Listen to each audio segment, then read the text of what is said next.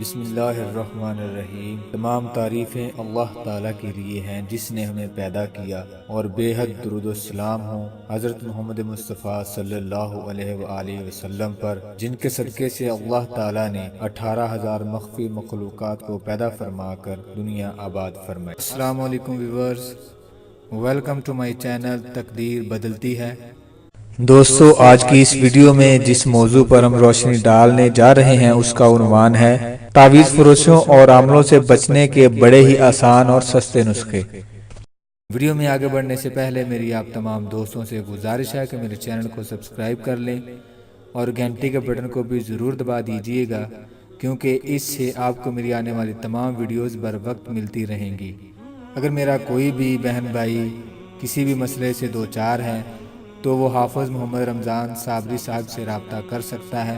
Screen پر number دے دیا گیا ہے، آپ اس نمبر پر واٹس ایپ کر کے اپنا مسئلہ بیان کر سکتے ہیں۔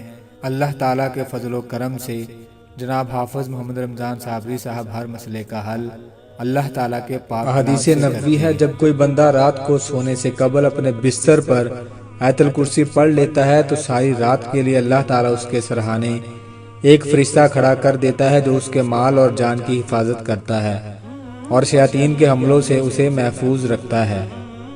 ایک اور حدیث نبوی ہے، حضور نبی کریم صلی اللہ علیہ وآلہ وسلم نے فرمایا، جس شخص نے اپنے گھر کی کنڈی بسم اللہ پڑھ کر بند کی، قسم ہے اس ذات کی جس کے قبضے میں میری جان ہے، شیطان اس گھر کی دہلیز پار نہیں کر سکتا۔ ایک اور حدیث میں آتا ہے کہ جب کوئی شخص اپنے گھر کا دروازہ بند کرتا ہے اور بسم اللہ پڑھ کر کنڈی لگاتا ہے تو شیطان اپنے چپلوں سے کہتا ہے، اس گھر میں تم لوگوں کا داخلہ حرام ہے، اور جس نے بسم اللہ نہیں پڑھی اس کا گھر تم پر حلال ہے، تم اس میں قیام کر سکتے ہو۔ لیٹتے وقت اپنا دایاں ہاتھ دائیں کان کے نیچے رکھے اور لیٹ جائے اور یہ دعا پڑھے، اللہم بسمک اموات و احیا، اور سو جائے۔ لیٹنے کی ابتدا دائیں کروٹ سے کرے، پھر بھلے کچھ دیر بعد کروٹ بدل لے۔ دوستو، تعویذ فروشوں اور عاملوں سے بچنے کے بڑے ہی آسان اور سستے نسخے ہیں جن کا استعمال کر کے ہم بڑی بڑی آفات اور شیاطین کی شرارتوں سے محفوظ رہ سکتے ہیں۔ ہم دعاؤں کا سہارا نہیں لیتے، حالانکہ دعائیں ایک مضبوط قلعے کا کام دیتی ہیں۔ اگرچہ شادیاں ہو جاتی ہیں، پھر جھگڑے فساد بھی بہت جلد شروع ہو جاتے ہیں، اولادیں بھی والدین کی نافرمان اور ناخلف ثابت ہوتی ہیں، پھر تعویذ فروشوں کی چاندی ہوتی ہے، لیکن ان کے اصل اسباب پر شاید ہماری نظر کبھی نہیں گئی۔ بیٹے کی شادی پر ہم سارے اہتمام کرتے ہیں، ہال بک کرایا، کارڈ چھپوائے، باورچیوں کو کھانے کے آرڈر دیے۔ باپ کہتا ہے، بیٹا بس والے کو یاد سے کہہ دینا کہیں بارات لیٹ نہ ہو جائے۔ بیٹا جن جن احباب کو کارڈ دینے ہیں ان کے ناموں کی ایک لسٹ بنا لیں تاکہ کوئی عزیز رشتہ دار رہ نہ جائے۔